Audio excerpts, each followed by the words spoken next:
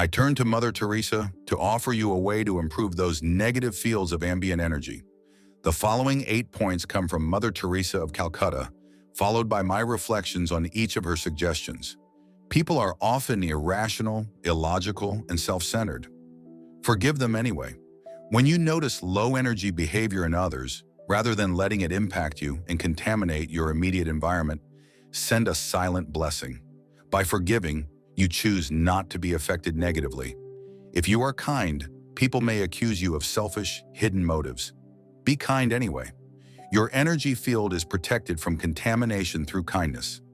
Kindness that springs from your heart is enough to keep you from falling into an energy field polluted by false accusations. If you are successful, you will win some false friends and some true enemies. Succeed anyway. The world is full of people looking for occasions to feel offended. Your success in anything is enough to trigger reactions in others. Keep your energy field clear by focusing on what you know to be your divine purpose. In doing so, the universe will support and sustain you with what is called success. If you are honest and sincere, people may deceive you. Be honest and sincere anyway. Your energy field will remain uncontaminated as long as you know you are being honest and sincere. This can attract people with lower energies, such as dishonesty or deceit, who may try to take advantage of you. However, you will not become their victim because you will have the inner peace that characterizes a higher, faster spiritual energy. What you build over years, someone may destroy overnight. Build anyway. When you eat a banana, the aim is not to finish it, but to enjoy every bite while you nourish yourself. Everything constructed in the material world will eventually be destroyed. Build not out of fear that it will be torn down, but because you are expressing the infinite spirit within you. If you find serenity and happiness, they may be jealous. Be happy anyway. Happiness is an inside job. You do not get it from anyone or anything. You bring it to everyone and to every event in your life. Others may feel jealous, criticize you, or say terrible things about you, but you are free to choose happiness for yourself. The good you do today, people will often forget tomorrow.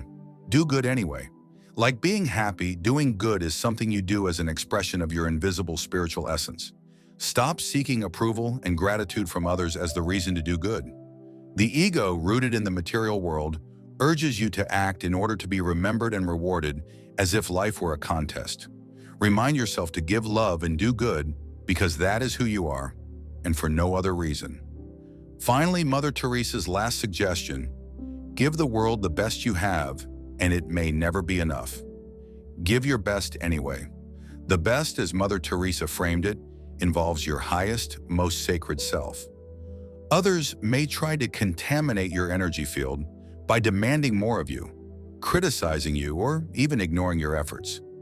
When you return to your highest self, you become independent of those opinions almost instantly, and the problem of feeling unappreciated disappears. Give the world your spirit and detach from the outcome of your efforts.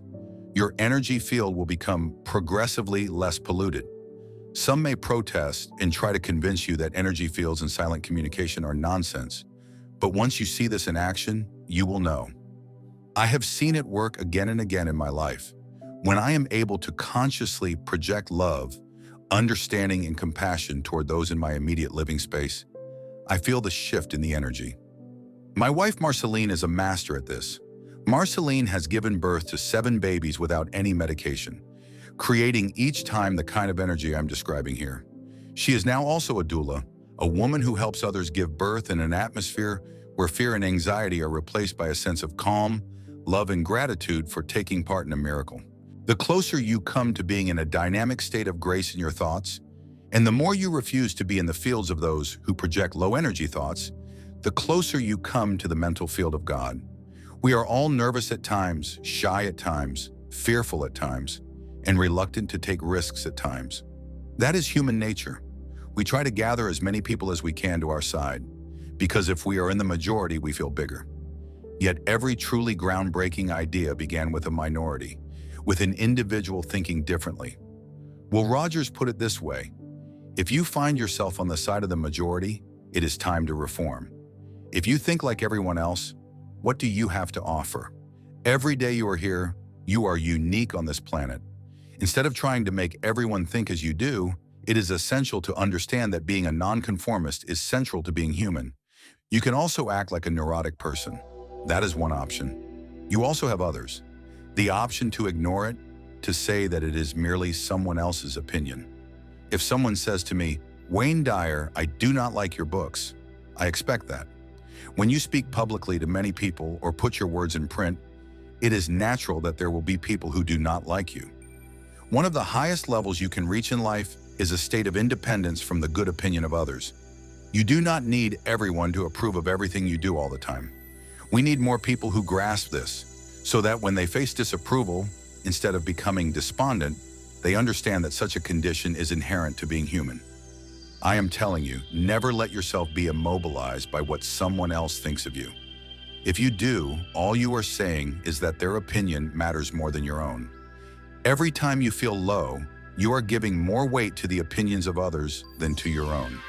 There is a major misunderstanding of this idea, and that is to think it amounts to a selfish philosophy. Believe me, there is nothing selfish about it. One of the simplest lessons every child seems to understand is that you cannot give what you do not have. You cannot give $100 if you do not have it. You cannot give love to others if you do not have it for yourself. You cannot share success if you do not first possess it. You cannot love another human being if you do not first love yourself and regard yourself as a worthy person.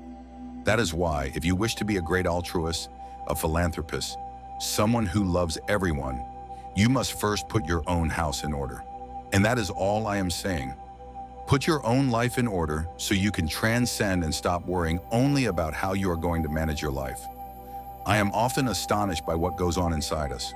We all have an inner child, and every child knows how to be happy, how to be fully alive, and creatively attuned. Children know how to enjoy life, but at some point they lose it. When we become adults, we forget what we once had.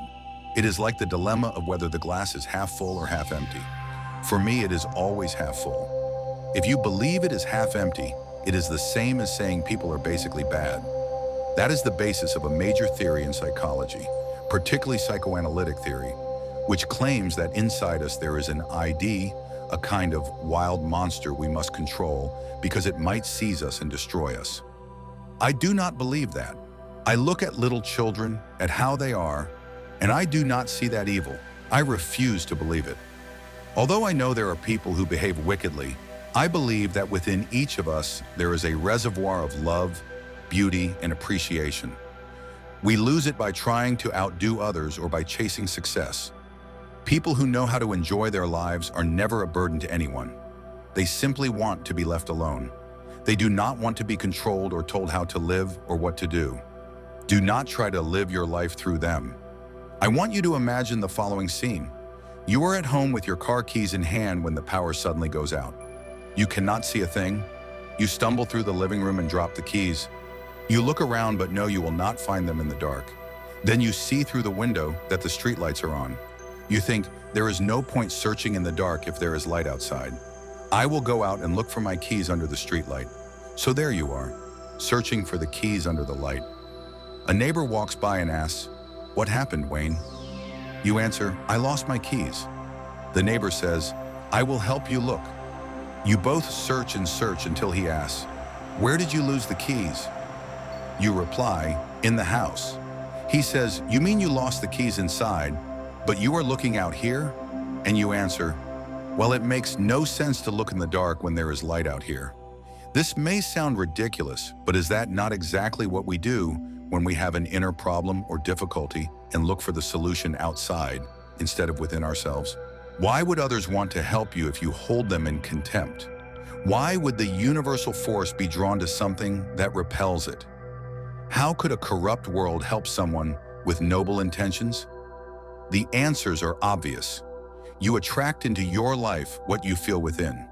If you feel you do not deserve respect, you attract disrespect. This frail self-respect is the result of a bond so rusted with the field of intention that it barely conducts. That bond must be cleaned and purified, and that cleansing takes place within your own mind.